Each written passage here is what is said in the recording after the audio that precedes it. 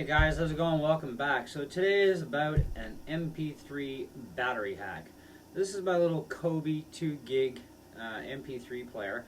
I got this from a buddy of mine a few years ago. He had it for God knows how long, and even when I got it, it wouldn't even power up. So it's been definitely dead for a while. But I charged it right up, and it's been working great for the last several years that I've had it. And if you go back on my channel and you look up the Kobe MP3 player, you'll find exactly how long. It feels like forever. But anyways, I've had it for quite a long time, regardless. And the other day, the battery finally just wouldn't hold a charge anymore. It's had enough.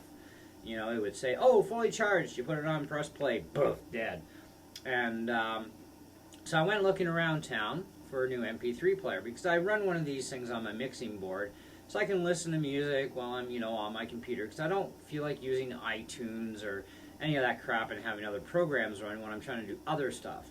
So I just rather have it in the background and in a more controllable way. So anyway, everybody in town was sold out, and I wasn't going to go after a used MP3 player because I didn't want to spend more than about 20 or 30 bucks, and because for me it's just for that one purpose. I don't use earbuds or any of that crap. And so then I couldn't find anything other than a Sony, and I'm not paying for a brand name because that's all Sony is about nowadays anyways, just like a lot of other companies. And so I thought, alright, well, I can't get what I'm after. I wonder if I can crack this bugger and fix it. And it all snaps together. And so I'm going to show you that. I'm going to pull this little puppy apart. And you just got to dig your fingernail in underneath if you have any fingernails. And if you don't, find somebody who does, or use a screwdriver. Anyways, just carefully crack it apart. And watch out for the button. Now, this hack will work with pretty much any MP3 player. So if you do not find any screws anywhere in the thing, just try popping it apart, and it should come apart. So anyways, there's the inside guts, and there's the new little replacement. The factory battery actually covered over this green area, and there was a white plastic sheet here actually at the back of the LCD that acted as a backer, so this way you wouldn't see any part of this battery at all. So it didn't do anything functional other than that. And it had a little sticky thing on there to hold the battery in there. I thought, well, I don't have a battery that big. This is a battery out of a helicopter called a SYMA, or SYMA, S-Y-M-A, S-107 helicopter. And this battery is 240 milliamps. It's got a 30C discharge rate. Now this is 100 milliamps smaller than the factory battery, and it's better than twice as small. Okay, as far as dimensions go, because this whole area in here was all battery. It's like, well, that's kind of overkill, but whatever, because it's only 100 milliamp difference. So it's really easy to just unsolder the two wires. I mean, if you got a soldering iron, you can do it. Okay, it's really not that difficult. I was thinking about doing a how-to video, but at the time I thought, nah, I'm just gonna, I'll just tell people about it after. Take it apart and show you how it's done anyway. But you just need to unsolder the black wire and the red wire. Make sure you remember which one goes where. Okay. Now, when you get this battery, there will be a storage charge in it, so don't touch the contacts together and spark them. Okay. They have little pieces of tape over each wire. Just take one piece of tape off one wire first, attach it, then the other. Okay. Then you just put your MP3 player back together and put her on the charge, and voila, you're back in business. Now, with a stock battery in this thing would run for days, literally. And it was like, this is crazy. And this thing even does videos. It has an FM radio in it as well. But anyway, so you just line it up with the back here of the display. And there's the little button you gotta remember that's gotta go back in. And for this little guy. Now this will be this way on the Kobe. Other MP3 players will be different. I do not know about Apple iPods. I never thought of this idea when my wife had her iPod. She had one of those ones that were like 50 bucks, a little tiny thing. We never thought of that because her battery puked in that thing.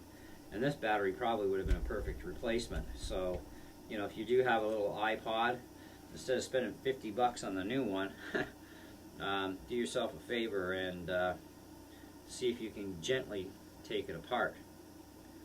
So anyways, set a little gray button there, make sure that's seated back in, and then just carefully pop the sucker back together. And you did your job right.